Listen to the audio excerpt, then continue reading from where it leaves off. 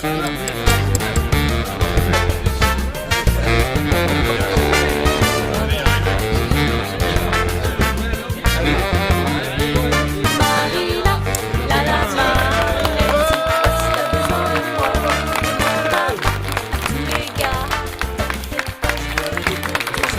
que je voulais vous dire, c'est que je suis parfaitement serein pour plein de raisons, parce que d'abord vous êtes nombreux, on est portés, on est en train de construire une équipe dont je vous dirai un mot, et parce que je crois qu'il est temps que ça change.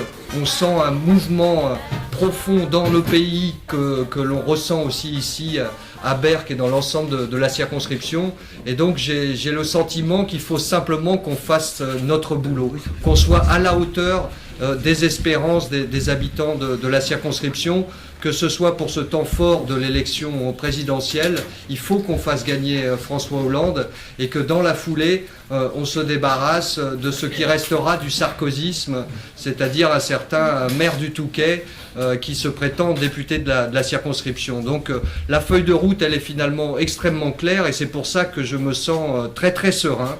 J'ai fait cette annonce de candidature tout à l'heure, il y a maintenant 2 heures, aux côtés de Jean-Jacques Ilmoine, qui est le maire de Fruges, qui est président de la communauté de communes de Fruges, qui est un grand socialiste, qui a su construire, y compris en milieu rural, une réalité à nos valeurs.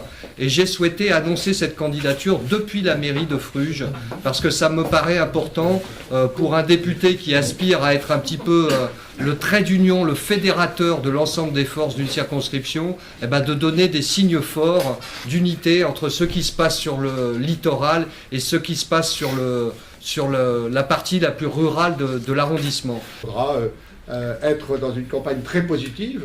Il faut laisser Fasquelle faire ce qu'il a à faire. C'est un sarkozyste pur jus. C'est ce que j'appelle le spécialiste de la fumigène. C'est-à-dire que quand il y a un obstacle, on lance une fumigène. Alors lui, la fumigène, c'est quelqu'un de l'extérieur qui vient faire un discours, qui explique. Lui, il fait l'introduction, il fait la conclusion, et ensuite le problème est réglé.